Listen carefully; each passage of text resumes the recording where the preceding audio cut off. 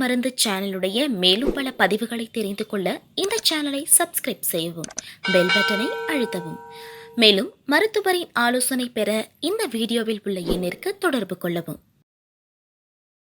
இயற்கை மருந்து நேயர்களுக்கு வணக்கம். நல்லதை பகிர்ந்து ஆரோக்கியமான சமுதாயத்தை உருவாக்கும். ஏங்க நிறைய பேருக்கு அல்சருங்க. அந்த அல்சரை எப்படி சரி பண்ணணும், அதே மாதிரி பித்தம் அதிகமாகிடுது, அந்த பித்தத்தை எப்படி சரி பண்ணணும் அப்படின்ற தகவலை இந்த வீடியோவில் அருமையாக பார்க்கலாம் வாங்க. நண்பர்களே, இன்றைக்கி நிறைய பேருக்கு அல்சர், அதாவது வாய்ப்புண், அச்சரம் அப்படின்றாங்க, வாயில் புண்ணுன்றாங்க, பாக்கு போகிறதுனால புண்ணு ஏற்பட்டுச்சுன்றாங்க, தொண்டை புண்ணுன்றாங்க, அதுக்கப்புறம் இரைப்பை புண்ணுன்றாங்க, அதுக்கப்புறம் சிறுங்குடல் பெருங்குடல் புண்ணுன்றாங்க, அப்புறமா மலவாய் புண்ணுன்றாங்க. இந்த அல்சர் வந்துச்சுன்னா அது கிரானிக் டிசீஸாக மாறிடுது. அதுக்கு எண்டோஸ்கோப் விட்டு அவங்க அது பெப்டிக் அல்சரா, கேஸ்ட்ரிக் அல்சரா, இல்லை அமிலம் ரிஃப்ளெக்ஸ் ஆகுதா அப்படின்னு கண்டுபிடிக்கிறாங்க. அதே மாதிரி சிறுங்குடல் பெருங்குடல் புண்ணு, ஆசரவாய் புண்ணா கெலனோஸ்கோப் விட்டு அது என்ன வகையான புண், அந்த இடத்துல கட்டி எதனா இருக்கா, இல்லை சிராய்வுகள் எதாவது இருக்கா, அந்த இடத்துல பஸ் ஏதாவது இருக்கா அப்படின்னு சொல்லிட்டு கண்டுபிடிக்கிறாங்க. ஒரு சிலருக்கு ஐபிஎஸ் அதிகமாக இருக்குது. சரி, இப்படிப்பட்ட பிரச்சனைக்கு என்ன மாதிரியான மருத்துவம்னு கேட்டிருக்கீங்க. நான் இன்றைக்கி அல்சருக்கு என்ன மாதிரியான மருந்துகள் சித்த மருத்துவத்தில் எடுக்கலாம் அப்படின்றத சொல்ல போகிறேன். இப்போ என்னுடைய கையில் இருக்குது பார்த்தீங்கன்னா, இதுதாங்க கீழா நெல்லி. பாருங்கள், இந்த கீழா நெல்லி பார்த்திங்கன்னா அந்த இலைக்கு கீழே நெல்லிக்காய் மாதிரி வட்டவட்டமாக சின்ன சின்ன காய்கள் இருக்குல்ல, இதுதான் கீழா நெல்லி, கீழ்வாய் நெல்லின்வாங்க. இது மிகவும் குளிர்ச்சித்தன்மை உடைய ஒரு மூலிகை. இது மிகவும் குளிர்ச்சித்தன்மை இருக்கக்கூடிய ஒரு மூலிகை, மிகவும் குளிர்ச்சித்தன்மை உடையது. இப்போது ஸ்டீல் டம்ளரில் கூலிங்காக ஐஸ் வாட்டர் ஊற்றினாக்க வெளியே எப்படி அந்த பனி மாதிரி படியும் பாருங்கள், அது மாதிரி இதை ஒரு டம்ளரில் அரைச்சி ஊற்றிட்டிங்கன்னா மேலே அது மாதிரி படியும். அந்தளவுக்கு கூலிங்காக இருக்கும், அந்தளவுக்கு உடலை குளிர்ச்சித்தன்மை பண்ணக்கூடியது. இப்போது உடல் உஷ்ணமாக இருக்கிறவங்க ஒரு 3 நாள் நான் சொல்கிற மாதிரி சாப்பிட்டாக்க உடல் உஷ்ணம் குறைஞ்சிரும்.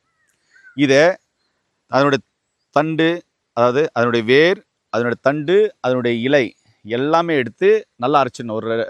ஒரு செடி 2 செடி அரைச்சிங்கன்னா இவ்வளோ பெருசு வரும், ஒரு நெல்லிக்காய் அளவு எடுத்து காலையிலே நீர் மோரில், இல்லைனா பழைய கஞ்சி தண்ணியில், இல்லைனா நார்மல் மோரில், புளிப்பில்லாத மோரில் வெறும் வயிற்றில் எடுத்துகிட்டு வந்தீங்கன்னா ஒரு 3 நாள் வெறும் வயிற்றில் எடுத்துகிட்டு நான்வெஜ் எடுக்காமல் 3 நாள் நல்லா தண்ணி குடிச்சிட்டு வந்தீங்கன்னா அந்த 3 நாளில் உடல் உஷ்ணமாக இருக்கிறது குறையும்.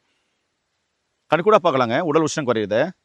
பித்தம் அதிகமாக இருக்குன்றாங்கள்ல, அவங்களும் பார்த்திங்கன்னா இந்த கீழ நெல்லியை ஒரு 7 நாள் நான்வெஜ் எடுக்காமல் வெறும் வயிற்றில் நான் சொன்ன அளவு எடுத்துகிட்டு வரலாம்.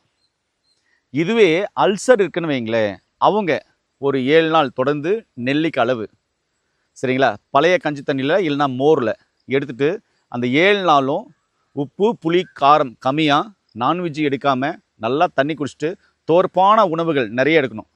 எக்ஸாம்பிள் சொன்னால் அந்த 7 நாளும் வாழைப்பூ எடுக்கிறது ரொம்ப ரொம்ப நல்லது. அதே மாதிரி மணத்தக்காளி கீரை எடுக்கிறது மிகவும் நல்லது.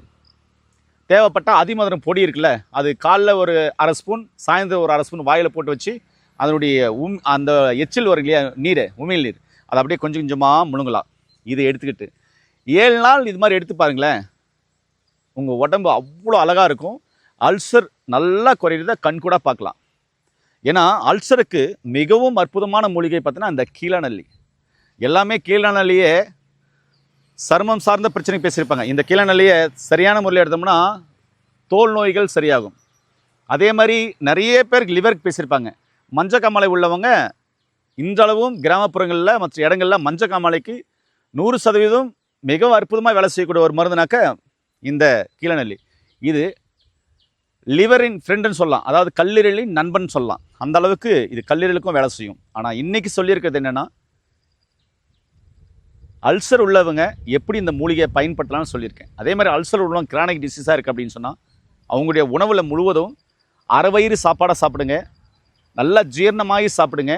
உப்பு புளி காரம் 100% கம்மி பண்ணிக்கோங்க. புளிப்பான உணவுகளை, புளிப்பான பழங்களை, புளிப்பான காய்கறிகளை முழுமையாக 100% தவிர்த்துருங்க. தேவைப்படும் போது புளிப்பு வேணும்னா அன்னைக்கு கொஞ்சம் சேர்த்துக்கங்க. ஆனால் புளிப்பை தவிர்க்கிறது மிகவும் மிகவும் நல்லது. ஏன்னா மற்ற உணவுகளிலே புளிப்பு சுவையும் சேர்ந்து இருக்கும். இனி அல்சர் அப்படின்னு சொன்னால் ரொம்ப ரொம்ப அற்புதமான மருந்து கீழா நெல்லி எடுத்துக்கோங்க. அதோட அதிமதுரம் மிக அற்புதமாக வேலை செய்யும், அதையும் எடுத்துக்கோங்க. மணத்தக்காளி கீரை சாப்பிடுங்க. துவர்ப்பான பொருள்கள் எடுத்துக்கோங்க. அரை வயிறை சாப்பிடுங்க. இரவு உங்களுடைய உணவை 7 மணிக்குள்ளே முடிச்சுக்கோங்க. காலையிலேருந்து இரவு 7 மணிக்குள்ளே நீங்கள் பசிச்சேன்னா, பசி எடுக்கும்போது கொஞ்சம் கொஞ்சமாக 4 முறை இல்லை 5 முறை கூட சாப்பிடலாம். தேவையான அளவு தண்ணி குடிங்க. அந்த தண்ணி நார்மல் சீரக தண்ணியாக இருந்தால் இன்னும் ரொம்ப ரொம்ப நல்லது. சரிங்களா? இப்படிப்பட்ட தகவலை தெரிஞ்சுக்கொள்ள நம்முடைய சேனலை தொடர்ந்து ஃபாலோ பண்ணுங்கள். இந்த வீடியோவை ஷேர் பண்ணுங்கள். அதே மாதிரி அல்சர் உள்ள பேஷண்ட்டுக்கெல்லாம் இந்த வீடியோவை ஷேர் பண்ணி விடுங்க. மீண்டும் இன்னொரு அருமையான பதிவில் சந்திக்கலாம். நல்லதை பகிர்ந்து ஆரோக்கியமான சமுதாயத்தை உருவாக்கும் நான் உங்கள் அன்பு சோன் ஹரிதாஸ். நன்றி, வணக்கம்.